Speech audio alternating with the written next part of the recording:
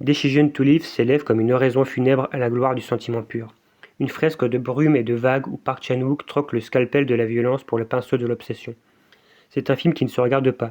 Il se respire comme un parfum entêtant de mélancolie. Une ascension lyrique vers l'abîme où la raison s'efface devant le vertige. Au cœur de cette narration, la scène du temple de Songongsa, l'un des trois joyaux de la Corée, agit comme un pivot métaphysique évoquant inévitablement la forêt de séquoias géants du Vertigo de Hitchcock. Là où James Stewart et Kim Novak touchaient les cernes du temps, les personnages de Park Chan-wook effleurent l'éternité du désir dans ce sanctuaire imprégné par la légende du maître Jinoul. On raconte que sa canne en bois, plantée là il y a des siècles, ne fleurira de nouveau qu'à sa réincarnation. Une attente millénaire qui fait écho à celle des amants du film. Cette figure de l'attente est magnifiée par l'interprétation de Tang Wei, dont le parcours apporte une épaisseur tragique au récit. Propulsée sur la scène internationale par Ang Lee dans les sulfureux Lost Ocean, elle lui tenait un rôle polémique qui lui valut d'être bannie du cinéma chinois pendant plusieurs années. Il y a une fascination presque métaphysique à voir cette actrice opérer une mutation.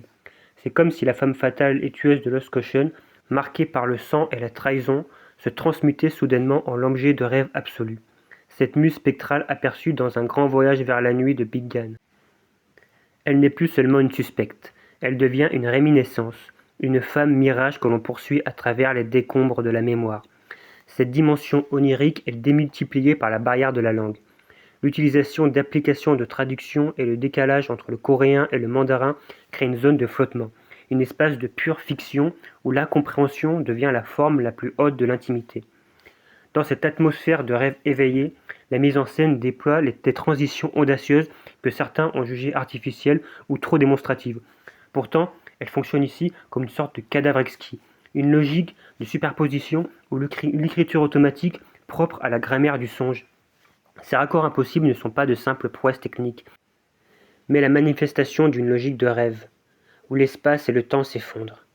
C'est dans ce flux que s'inscrit la scène de l'hypnose, moment où l'insomnie dévastatrice du héros vient remplacer le vertige de James Stewart. Là où Scotty était paralysé par la chute, l'enquêteur de Park Chan-wook est paralysé par l'éveil permanent. Son mal n'est plus la hauteur, mais l'incapacité de quitter un réel trop lucide. L'hypnose devient alors l'acte de créateur, la fiction qui vient panser les plaies du monde. En synchronisant leurs souffrances sous les boiseries centenaires, elle l'immerge dans son propre univers narratif.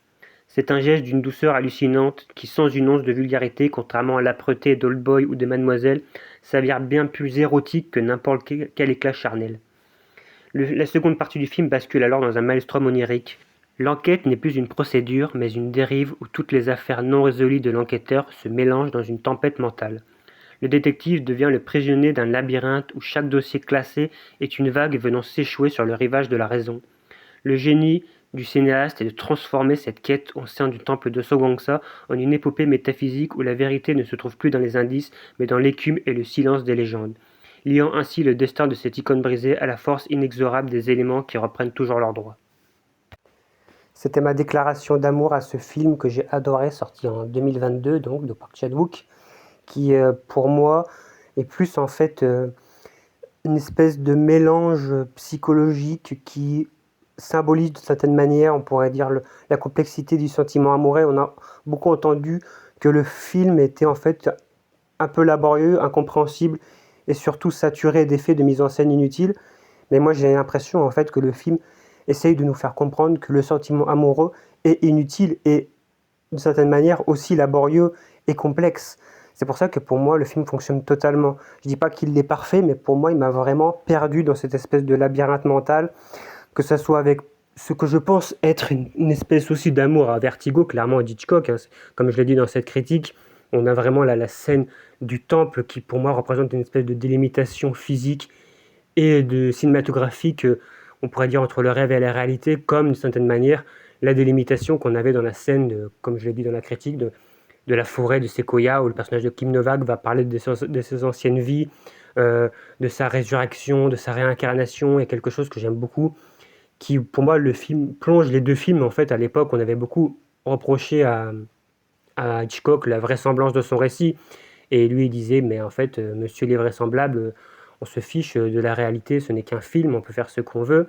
Et il y a vraiment cette anecdote que j'aime beaucoup dans Vertigo, où la scène du cimetière avec James Stewart qui suit le personnage de Kim Novak, et à chaque plan, on va avoir un faux raccord, on va avoir une pierre tombale qui va changer de positionnement, on va avoir un faux raccord volontaire pour montrer qu'on est dans un film, et je trouve que cette idée-là, Park Chan-wook fait un peu son Vertigo d'une certaine manière, et j'ai beaucoup aimé cette idée-là.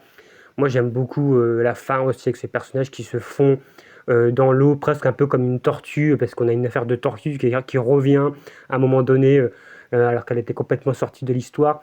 Elle va s'enterrer dans le sable et quelque chose, elle se fond dans le décor, comme elle s'était déjà fondue dans cette tapisserie d'eau. On va voir tous les motifs de la méduse qui vont revenir pour vraiment marquer le côté réel et le côté fiction, le côté hypnose, parce que je pense que vraiment, c'est mon interprétation, mais que toute la deuxième partie du film est une hypnose en fait de la psyché du personnage principal qui va mélanger ses différentes affaires non résolues, qui va mélanger ses sentiments amoureux.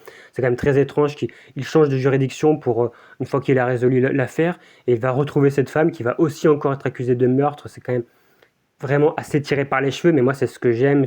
Je trouve que le film, dans son côté vraisemblable, touche à une forme de pureté, de poésie que j'ai trouvé vraiment magnifique. Donc voilà, je voulais vraiment faire cette déclaration d'amour à ce film que j'aime beaucoup.